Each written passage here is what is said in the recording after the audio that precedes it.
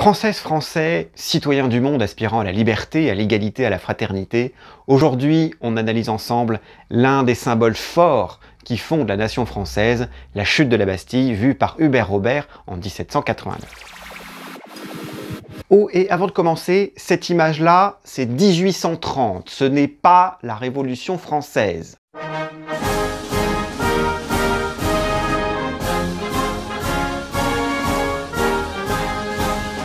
Ce tableau, c'est une huile sur toile mesurant 77 par 114 cm, exposée au musée Carnavalet à Paris. Il est signé et titré « Démolition de la Bastille le 20 juillet 1789 » H. Robert Pinxit, Pinxit pour Appin en latin. Ce tableau, c'est un vrai témoignage, une vraie chronique de l'actualité. Le tableau est également présenté au Salon annuel de 1789, donc en plus il a été peint très vite, et il était considéré comme important puisque exposé dans un tel salon. Alors le Salon annuel des Beaux-Arts, c'est un endroit où tous les artistes exposaient leurs œuvres, tout le monde s'y rendait, c'était vraiment un événement annuel. Hubert Robert y présentait quelques œuvres, et le marquis de Lafayette qui passait par là, donc que vous connaissez sûrement comme étant l'un des grands héros de la guerre d'indépendance des États-Unis, aurait vu cette toile et aurait dit « Bien heureux l'homme qui aura ce tableau chez lui ». Et Hubert Robert, non loin, aurait répondu « Monsieur, s'il vous plaît, il est à vous ». Alors au XVIIIe siècle, on ne peint pas avec son chevalet en extérieur, on réalise des croquis, des dessins préparatoires. C'est le cas d'Hubert Robert qui aura ensuite fini son tableau en atelier. En tout cas, qu'est-ce que vous voyez? C'est un imposant bâtiment que cette prison de la Bastille, que des ouvriers comme des fourmis s'occupent à démanteler depuis le haut. Les blocs de pierre sont jetés en contrebas, ce qui remue une épaisse fumée blanche, blanc comme la couleur du drapeau royal bien sûr, et d'autres citoyens et ouvriers acclament en bas à chaque chute de pierre. Et ce ciel, comme un ciel d'orage, mais c'est un ciel enfumé par un incendie, donc c'est une fumée qui émane du logis du gouverneur à l'arrière, et on voit également quelques flammes rougeoyantes. Ça crée cette violence atmosphérique qui n'a d'égal que l'énergie du peuple qui vient à bout d'un monument colossal. Alors dans la réalité, la prison était moins haute, c'est-à-dire 16 mètres au-dessus du sol. Là, on a vraiment l'impression d'un bâtiment d'une dizaine d'étages, mais Hubert Robert a volontairement créé ce petit effet, renforcé par sa composition. Et cette composition est étudiée. D'abord, le choix de l'angle de vue. Il choisit un angle de la prison, là où le bâtiment est le plus imposant, le plus large. Il fait aussi le choix d'une vue en contre-plongée, qui fait que le bâtiment domine le point de vue du spectateur. Ça renforce la majesté de l'architecture, on peut dire. Et il fait le choix du cadrage serré, qui concentre, qui réduit le regard du spectateur, alors écrasé par l'architecture qui envahit tout le tableau. La palette est également très réfléchie. Les nuances de brun et de gris se décomposent sur toute la surface. On a juste là un petit coin de bleu ici, une petite zone de vert là. Il y a beaucoup d'effets de contraste. Le premier plan n'est composé que de silhouettes noires. C'est un effet qui participe à la mise en profondeur. Et juste derrière ce plan, on a de la fumée blanche. Et bien sûr, toutes ces oppositions entre le sombre et le clair, ça a une haute charge symbolique, iconographique. Et la lumière et les effets de contraste lumineux soulignent également cette charge symbolique. La lumière vient de notre droite. Alors, en fait, c'est tout un petit débat. Beaucoup de sources ou d'éminents érudits vont vous dire des choses assez différentes, sans les prouver ou les argumenter, ce que je ne vais pas faire. D'abord, repérons les lieux. Je vous montre le plan de la Bastille. Vous avez 4 tours d'un côté, 4 tours de l'autre. Le bastion avec la terrasse, les jardins, le logis du gouverneur. Maintenant, je vous montre l'emplacement de la Bastille dans Paris, avec le plan Turgot 1739, donc 50 ans avant, autant vous dire que c'est très actuel pour le XVIIIe siècle. Les points cardinaux, voilà, et on est ici. Alors on reprend notre tableau, et vous voyez sur la droite, c'est tout vide, c'est un fossé. Tandis que sur la gauche, on voit un arbre et un mur qui revient vers la prison, donc c'est notre bastion, notre terrasse avec notre jardin. Et le bâtiment en train de flamber derrière, c'est le logis du gouverneur de la Bastille, qu'on reconnaît dans un autre tableau d'un anonyme de 1790, mais titré « La prise de la Bastille, l'arrestation de Delaunay », donc le gouverneur. On reconnaît là la porte qu'on retrouve chez Hubert Robert, donc c'est bien l'arrière de la Bastille, le sud. Alors selon le plan, la topographie, les points cardinaux, c'est évident que l'on regarde la Bastille du point de vue nord-nord-ouest. Et dans mon monde à moi, étant donné que le soleil se lève à l'est et se couche à l'ouest, si la lumière ici vient de l'ouest, c'est évidemment la lumière du soleil couchant, vous l'aurez compris. Alors on aurait pu se demander en premier, mais est-ce qu'il s'agit au moins d'une lumière naturelle? Parce que parmi ces mêmes érudits, certains prétendent qu'il s'agit de la lumière d'un incendie de caserne. Et du coup, à moi de demander, mais quelle caserne? Parce qu'historiquement, le bâtiment qui est à l'ouest de la Bastille, à ce moment-là, c'est une partie de petit arsenal qui d'ailleurs à ce moment-là ne sert plus du tout de petit arsenal, mais de logement pour quelques individus de haute fonction. Et derrière, ce sont des couvents. On n'a pas relevé d'incendie à ce moment-là. Les seuls incendies qu'il y a eu, ce sont les incendies des barrières d'octroi, donc là où on payait l'impôt avant de rentrer dans Paris, et l'incendie du logis du gouverneur, donc qu'on voit au fond du tableau. Et 3 autres choses sur cette question d'incendie. D'abord, est-ce que vous croyez vraiment que s'il y avait eu un incendie de ce côté-là, Hubert Robert ne l'aurait pas peint? Donc il y a tout un bâtiment qui crame à côté, mais non, focus sur la Bastille. Non, clairement non.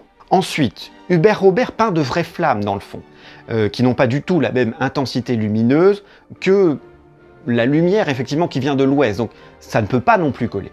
Et pour finir, si on compare la cohérence lumineuse, c'est-à-dire la lumière donc, sur cette façade, sur les nuages en haut à droite, sur les bâtiments qui sont tout dans le fond à gauche, sur les nuances, ou plutôt l'absence de nuances qu'on pourrait avoir si c'était vraiment une lumière d'incendie, eh bien non, on se rend compte que non, c'est une lumière uniforme d'un soleil de fin de journée et pas d'un quelconque bâtiment en feu. Et iconographiquement, utiliser une lumière de fin de journée pour symboliser la fin d'un bâtiment symbolique, eh bien ça va de soi. Et ces effets de contraste sont aussi très significatifs. Vous avez ce bleu, comme un bleu royal, puis la fumée noire, puis la lumière sur le peuple démantelant le bâtiment, puis à nouveau de l'ombre, puis la fumée blanche, puis ce premier plan dans l'ombre. Ce n'est pas de la surinterprétation, on est au XVIIIe siècle, les tableaux sont étudiés, préparés, puis pas en atelier, il y a une réflexion et des codes iconographiques.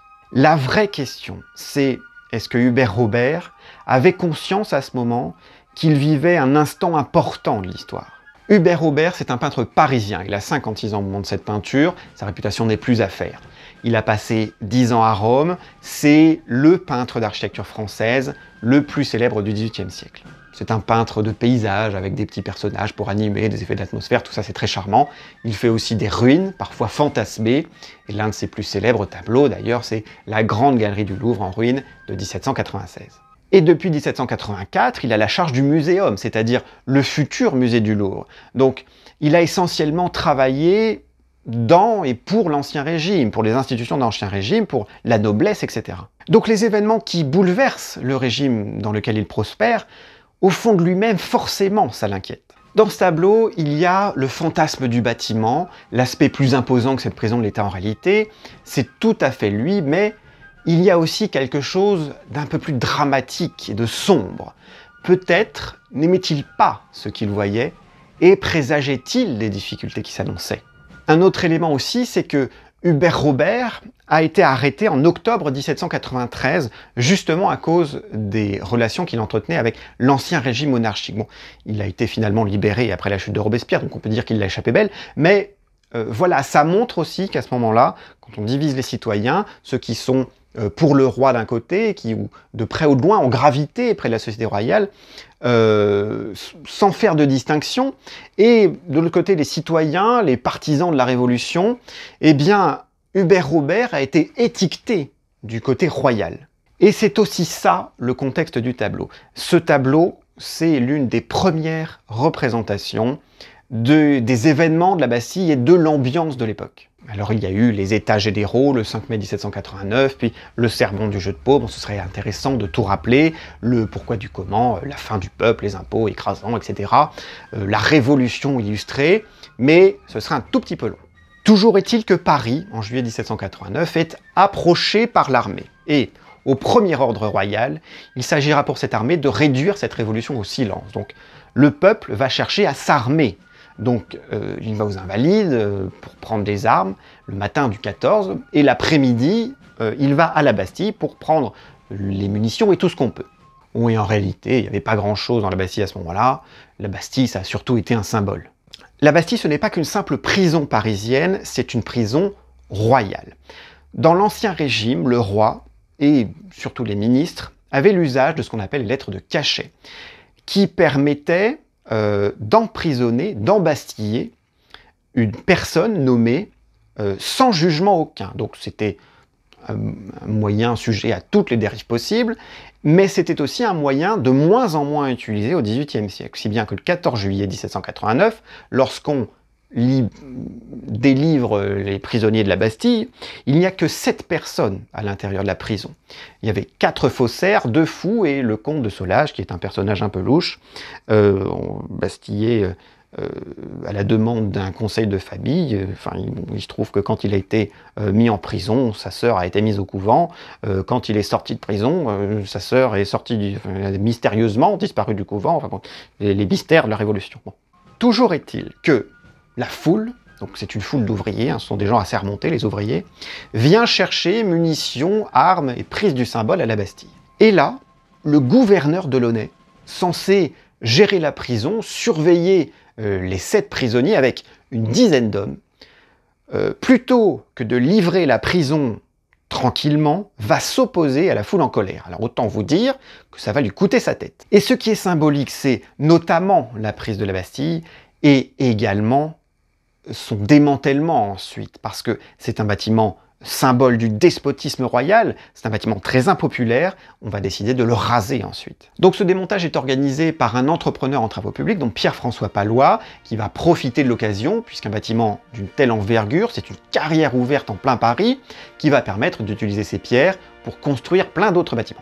Donc il est aidé par ses ouvriers, mais aussi par une foule de volontaires. C'est un gros événement parisien révolutionnaire que de démonter la Bastille. Et certaines pierres sont d'ailleurs conservées par les Parisiens ou expédiées dans certaines villes, si bien qu'aujourd'hui on arrive à voir des mairies avec leurs petites pierres de la Bastille. Donc voilà, il ne faut pas confondre les notions. La prise de la Bastille, c'est un symbole. Le démantèlement de la Bastille, c'en est un autre, pas moins important.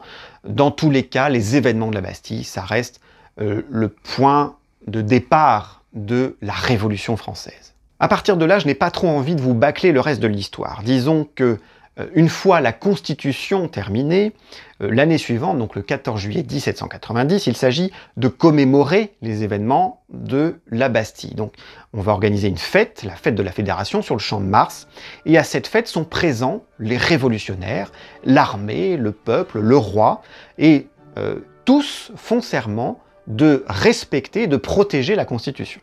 La Constitution, c'est quelque chose, c'est le principal texte de loi français encore aujourd'hui. La Déclaration des droits de l'homme et du citoyen de 1789, c'est le texte fondateur de toute notre société. Sauf que l'année d'après, en 1791, le roi fuit à Varennes, ce qui fout tout en l'air. Le peuple se sent trahi. Donc ça ruine l'enthousiasme et l'espoir de l'unité de la nation. Et ce qui aurait pu continuer comme une monarchie constitutionnelle va dériver vers le radicalisme de la République. Bon, la suite est ce qu'elle est, mais ce n'est qu'en 1880 qu'on décide que le 14 juillet sera le jour de la fête de la Nation. Alors, on choisit de commémorer le 14 juillet 1790, qui est un jour de concorde entre tous les partis au pouvoir à ce moment-là, et non pas le 14 juillet 1789, qui est un jour de lutte, de révolte, de démantèlement, même si aujourd'hui, c'est le jour que tous nous retenons, parce que c'est un jour avec des événements plus concrets qui correspondent plus à l'idée, aux notions de révolution. Avec tout ça, vous comprenez que ce tableau représente plus qu'une vue de la fin d'un bâtiment.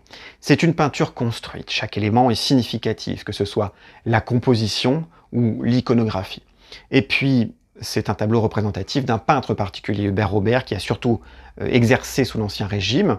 Eh bien, pour lui, représenter un événement de la fin de ce régime, c'est une valeur émotionnelle forte. Alors, c'est un tableau important parce que d'une qualité remarquable, mais surtout évoquant l'instant fondateur de la nation française, d'un peuple français fort. Le temps a passé depuis 1789, mais sa devise, liberté, égalité, fraternité, est plus que jamais d'actualité en France. Mais il faut aussi ajouter peut-être d'autres mots comme respect, tolérance, sagesse et conscience. Sur ce, merci d'avoir regardé cette vidéo, j'espère qu'elle vous aura plu. N'hésitez pas à commenter, partager, vous abonner. C'était Nicolas pour vous servir et j'espère vous revoir très bientôt sur Arcotech.